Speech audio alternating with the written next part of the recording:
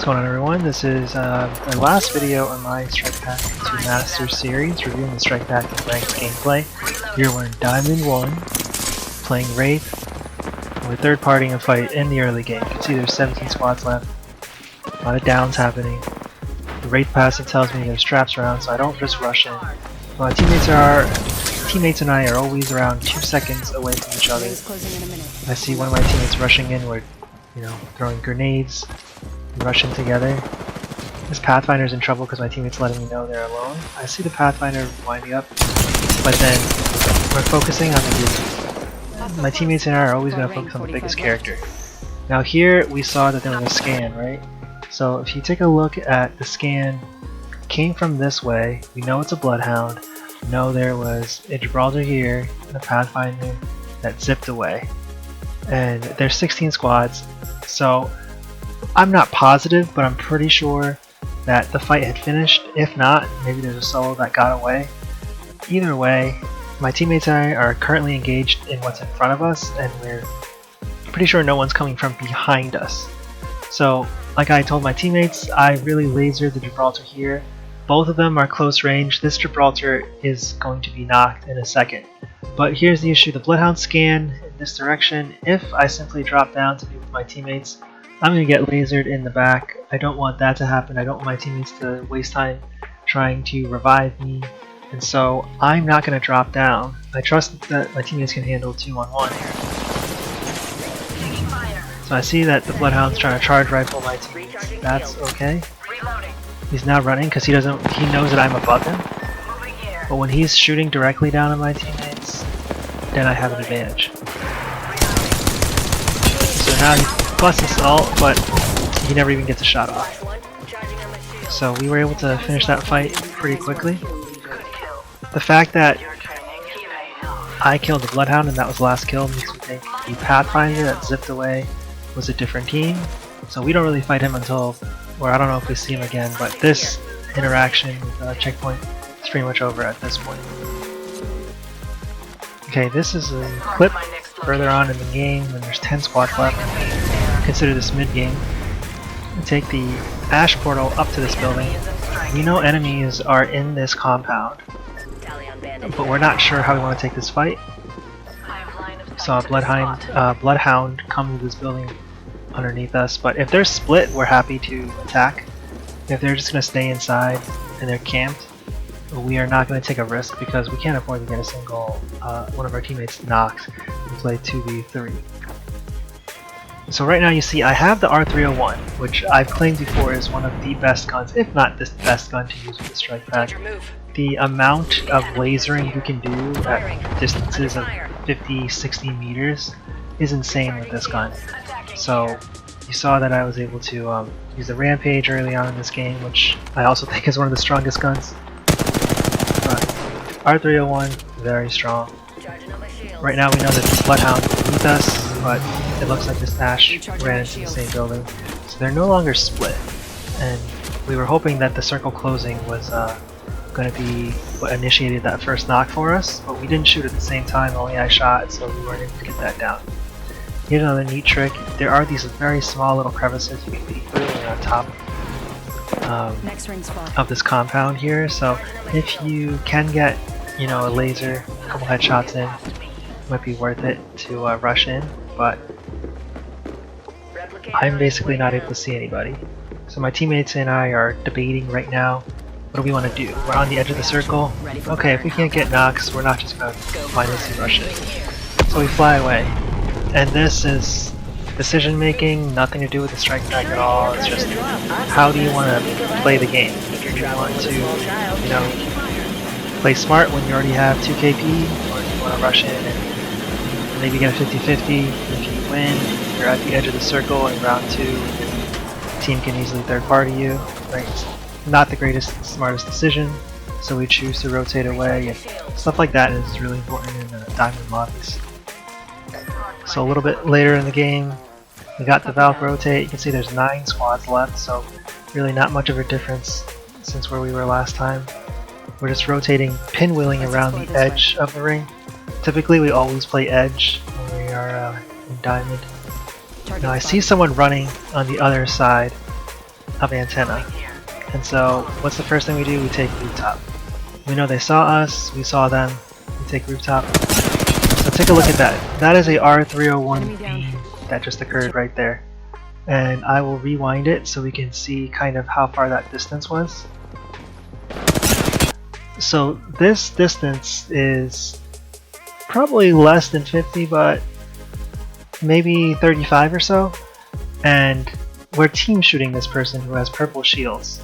Previously, no one had shot at them, I presume, so the fact that we can kind of down her before she even gets to this building is pretty indicative of how strong strikepack can be. 64 damage on flesh. We haven't seen anything else happen yet, so we don't know if this is a duel. Now I see Watson fences, so we know it's at least a Watson. Given there's no third teammate, it's an easy finish. I get 2 more KP. Okay, this is a little bit more further in the game. At this point, I consider this late game. 4 squads left, 12 people, so if you do the math, that's all full teams. And our teammates and I are scouting this hill. This is very similar to the other video I released in Diamond for gameplay. So here, we're scouting, trying to look at where gunfights are happening and where these teams will end up. I see a solo. I don't know if that's a mirage. It's kind of hard to make out, so I move up a little closer. And now they stop running, and that is the advantage of Wraith. If you take a look at my health here, I am just about dead. We know it's, again, every team has a trio, so if I were to get knocked and I didn't have this get out of jail free card with my Q, with my ability, then I would get knocked. We don't have a lifeline or anybody that can res me easily, and my teammates are going to have to bounce and skedaddle through ratting to second or maybe third party into first. But that's one of the advantages of playing Wraith, is that you can be a little bit more aggressive. I didn't think I would get team shot with someone else in the building, but once that guy stopped running, I was probably in big trouble. So I did do like 50 or so damage, maybe 60 damage when I shot him with the R301. And so my teammates are also trying to pick him off too. The reason why I was, another reason to be aggressive is the ring's closing. And so that team has to leave that building where they were camping. And they rotated late, so now they're in trouble. So that laser right there was, I think, about 80 damage from where they are to where I am. This is probably 70 meters or so. The fact that you do 80 damage at 7 meters away. Again, you need R301, a rampage, maybe a flatline. There's a very few guns who can consistently do that kind of damage. And here is a case where if you have trouble with recoil control, then the strike pack is going to help. It's going to center your aim a little bit more. And in this case, I do enough damage where my teammate over here, I think it's the Valk, gets the knock. And then I fully finish that team. So now it's 3v2. And we're also using the Valk's ability to get them stunned behind this rock, so they're probably healing. And now the caustic throws this trap. So notice right here, I'm able to detect the caustic is going to climb that rock, and here's something that has nothing to do with the strike pack, but if you have a piece of cover this big and there's nothing else around, the likelihood that someone is going to try to claim the top of your cover is very high. So, without even thinking, the Valk climbs up to the cover, or I should say flies up to the cover, flies up to this perch to shoot down, and then this is the enemy caustic, ends up also fighting for that high ground. So without even thinking, I kind of did pre-aim that, but you could slightly make out their body. You could also see that here, it's an enemy, I don't know if it's a Pathfinder or someone, but that enemy is going to basically shoot at me because I gave myself away and I'm shooting this way. I didn't realize that he would be there, but there was kind of no way around that. I mean, the good news is I have a teammate coming this way. I have one more teammate, the Ash is over there, so even if I get knocked, which is what I do, I end up knocking the caustic. I don't get any shots on the Pathfinder, but now it's 2v1. Should be pretty easy. So they do get the knock. This has to be a knockdown shield, which it is. Caustic also dies. They're able to res me, and there's still, now there's 3 squads, so still 2 other trios. and they haven't third-partied this because even though it's late game, look where we are, we did take the fight on the edge here. So they probably heard a few gunshots, but it was so quick that they weren't able to capitalize. And part of that is just also awareness, like when can you rush in? You can only rush in when it's late game and you're at the edge. If you're not at the edge, you know, we might have been third-partied immediately. It would have not been good. Okay, so I'll let the rest of the game play out in real time, but this is a very similar ring to the other game I uploaded in Diamond, where we are basically looking at fish farms. Difference is we don't have a Gibraltar, so here we're just gonna balk up in the air, find where the other teams are, and it looks like the two different teams are in different buildings. Now we chose to be a little bit more aggressive here because this team was split. There's one person on the roof here, and then the bank light is on it. But okay, so that wasn't even the cleanest beam. You'll see that the way I shot was not exactly good tracking, but at the same time, once he was in my crosshairs, the recoil control kind of did the rest of it. So see the first half of my clip, I have 13 bullets left here.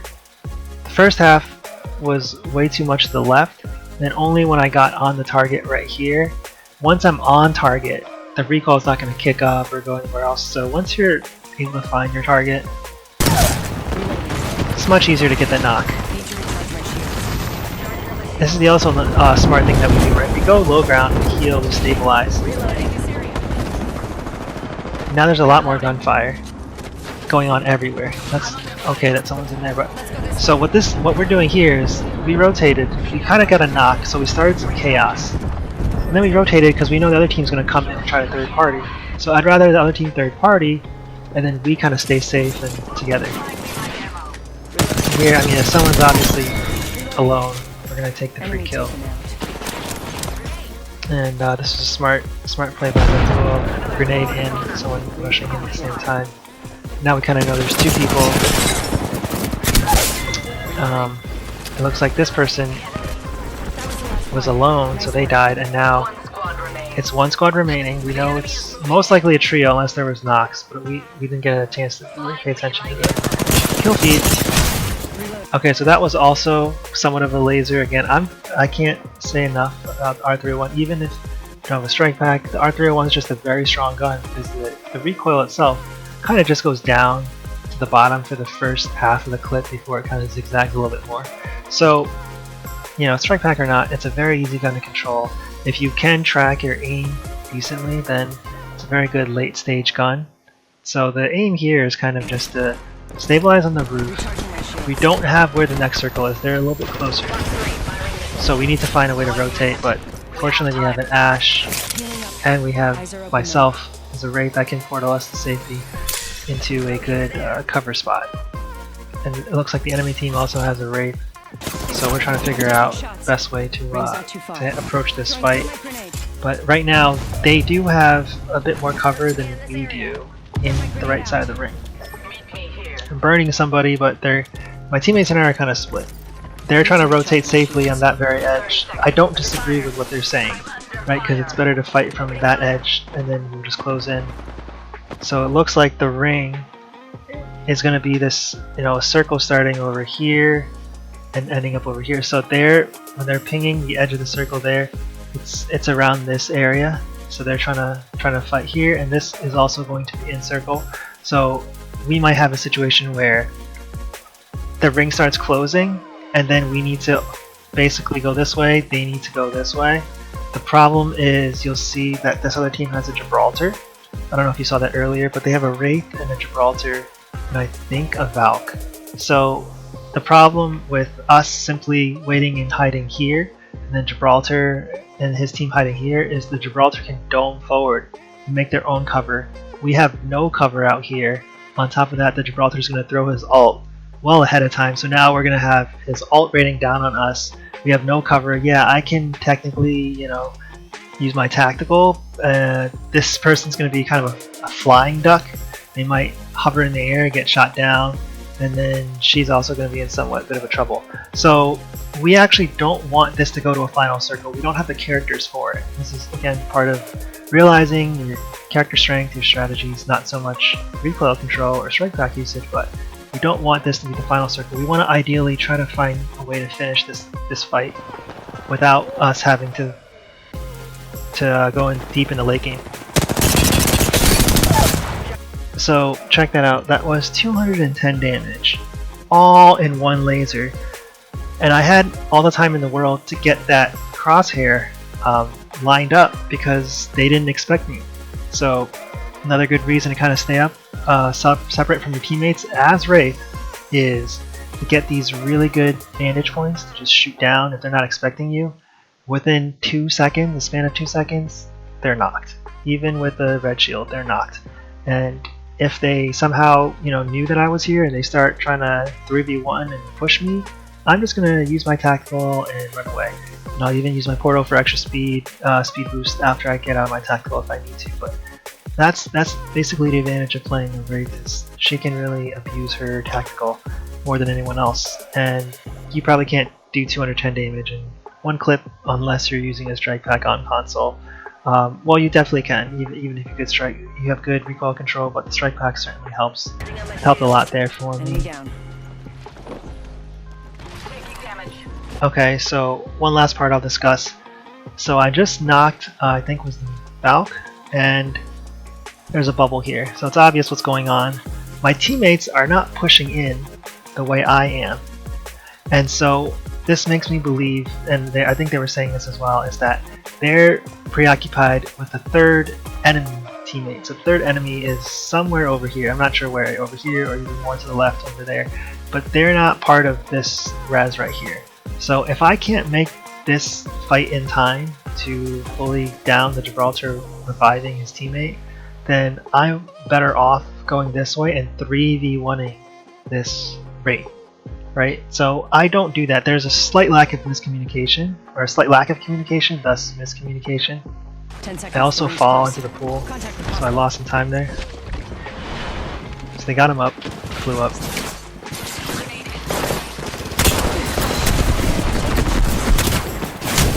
Okay, so that's my bad.